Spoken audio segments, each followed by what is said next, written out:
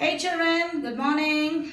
This is Mrs.Tasneem from G.k.Jain school and my subject, my favorite, English. And my today's topic, grammar. OMG? What is this? Just look at you. Have I dropped a nuclear missile on you? Why are you so scared when you hear the word grammar? Maths, don't you play with numbers? Science, don't you play with equations? Similarly as grammar in English.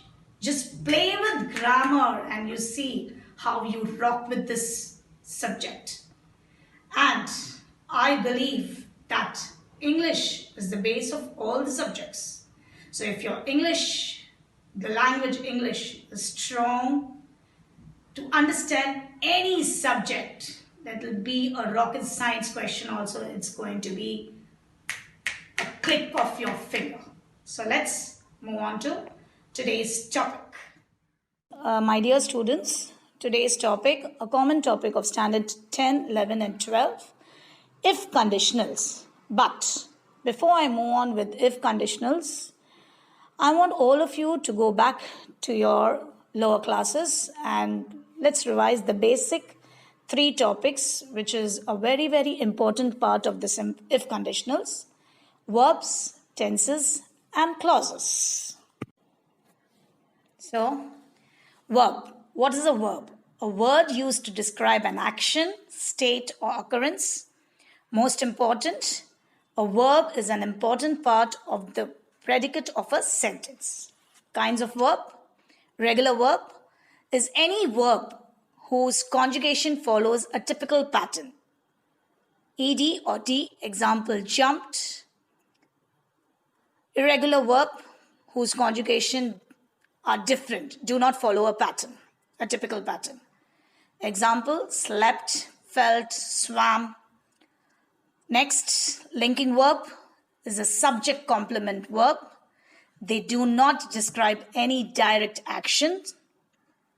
Examples, the be forms: be, am, is, are, was, were. Next, transitive verb, a verb which accepts an object. Example, Sam sings a song. Here the verb sing accepts the object a song. Next, intransitive, verb which do not accept an object. Sam sings well. The verb sings do not accept any object. Next, finite verb, a verb which indicates tense. Example, she slept early. Slept, the word slept indicates past tense. Infinite verb, verbs that do not indicate tense. Infinitives, to swim. Gerunds, the ing verbs, swimming. And the participles, the V3 form, swam. Next, the tenses. In grammar, a word which indicates the time when an action or event occurs. There are 12 possible verb tenses. Verb tenses divided into present, past, and future. Present tense, a current existing state. Example, I eat mango. Eat is the present form of a verb. Past, I ate mangoes. Ate is the past form of the verb. Future, I will eat mangoes. Will eat is the future form of the verb. They are subdivided into present indefinite, present continuous, present perfect, present perfect continuous. Present indefinite is nothing but present simple.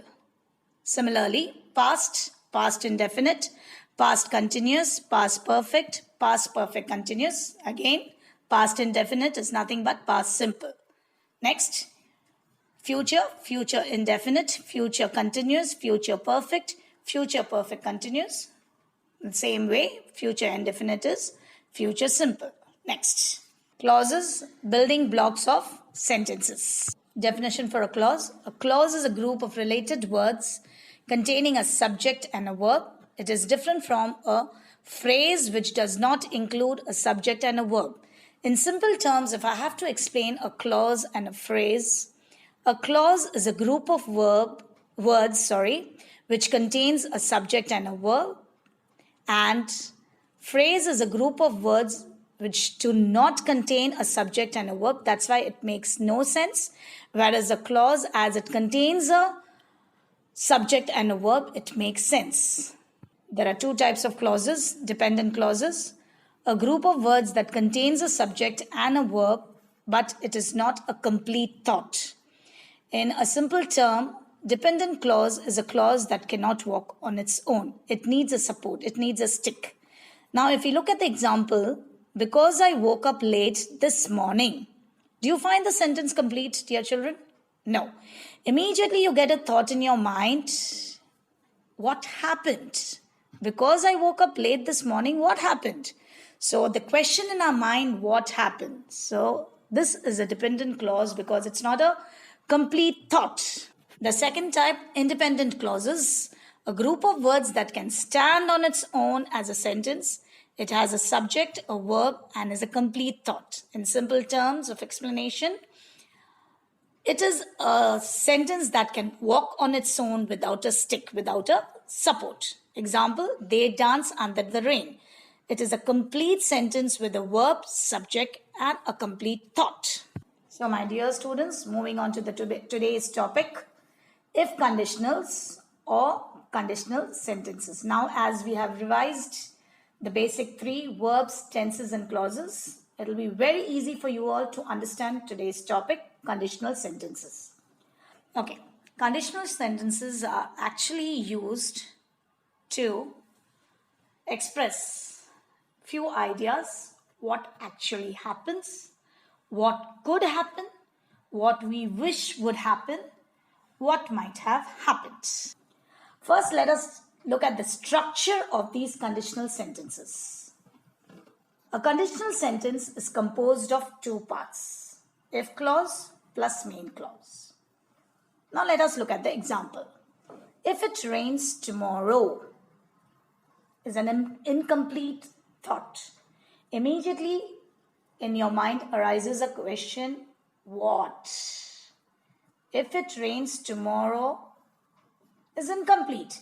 There is a thought in your mind, and the question thought of your mind is completed by the main clause.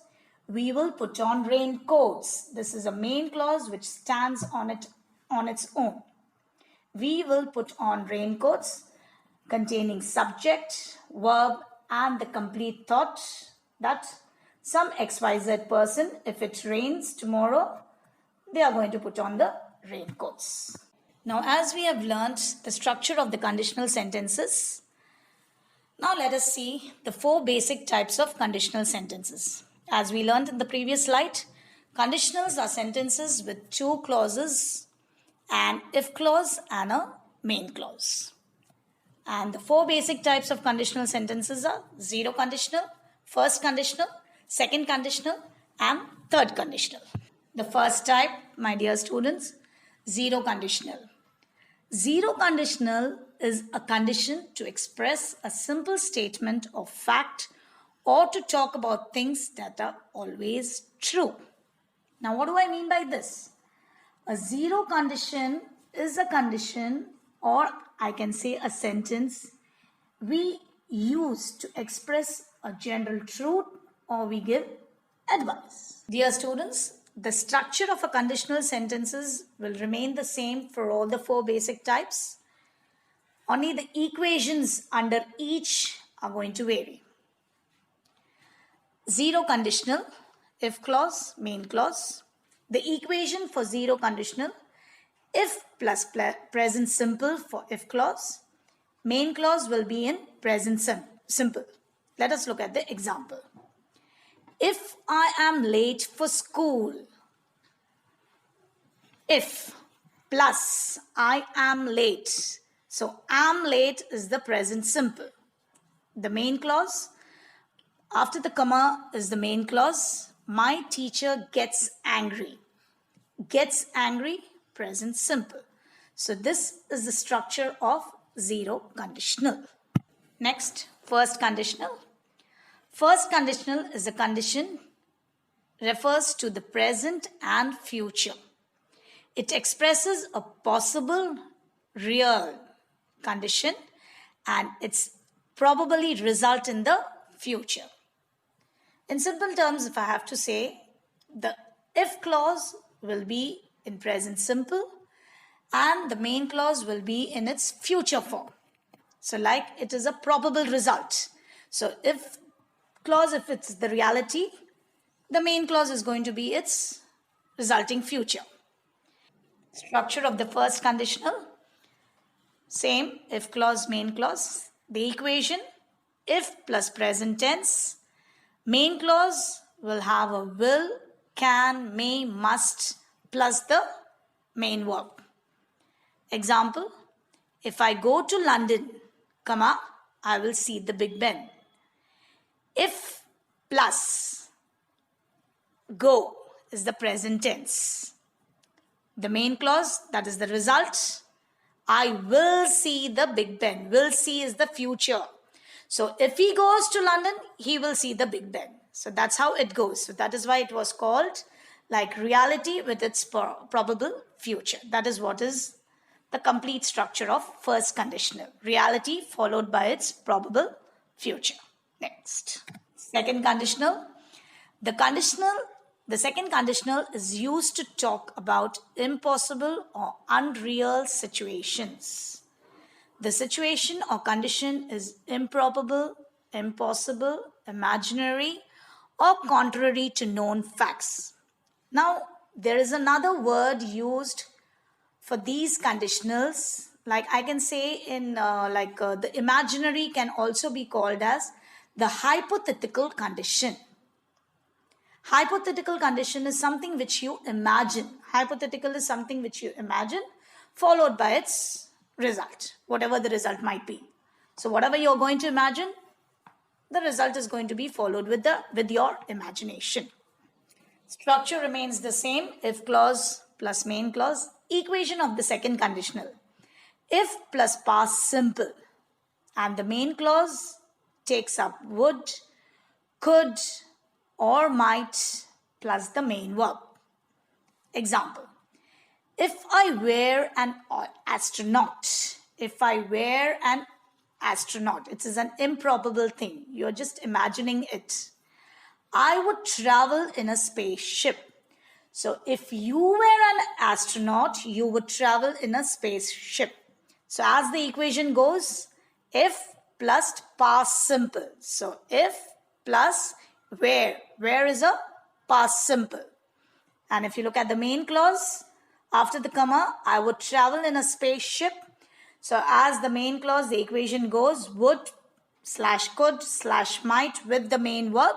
So here we have used would plus the main verb travel.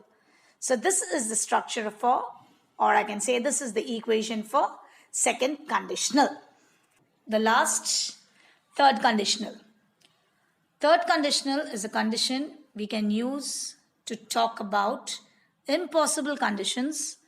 Impossible because they are in the past and we cannot change what has happened. Very true. What has happened is happened. There is no changes for it. Structure for third conditional. If plus past perfect tense for if clause. Main clause, the equation goes would or could or might along with have plus past participle. Past participle is the V form of a verb. I'm sorry, the V3 form of a verb. Okay, now let us look at the example. If I had studied hard, if, as the equation goes, plus past perfect. Had studied is the past perfect. Had is always the past form of the perfect tense. And after the comma, the main clause, I would have passed my exams. So here I have used in the main clause would. Would plus have plus past. Past is the V3 form of past. This is the structure or the equation for third conditional. So my dear children, coming on to the conclusion of the topic. And I have concluded this topic by assembling all the conditions in a form of a table. As you can see, as you can watch the table, I have divided the table into 4 columns and 5 rows. Column 1, conditional. Column 2, probability. Column 3, the example. And finally, time. Okay, rows 0, certain. If you heat water to 100 degrees Celsius, it boils. Anytime, it's a fact. So the general truth. First, a likely. If it rains, I will stay in future. So if it's going to rain, definitely you will stay in. Second, unlikely. If I won the lottery, I would retire. So, probabilities. Future. Second, impossible, for which I had used the word hypothetical, an imaginary condition. If I had the money, so just imagine if he had the money, I would lend it to you. So that's a present. If you would have it, if you would have imagined it, that you had it, you will definitely lend it. And the last and final, third, impossible. If I had seen him, I would have given him the message. Past. So I hope you would have understood the entire concept of if conditionals. Thank you, my dear students, for watching this video. And if you like this video, please subscribe. Thank you, dear students. Stay home, stay safe. Goodbye and good day.